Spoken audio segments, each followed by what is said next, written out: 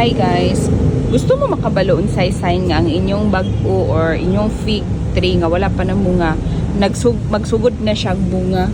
Inani siya guys, oh, mo ni siya. Ini siya isa ka sanga. Kani galing makakita mo ani, kani mura bitaw circle. This one oh. Kana.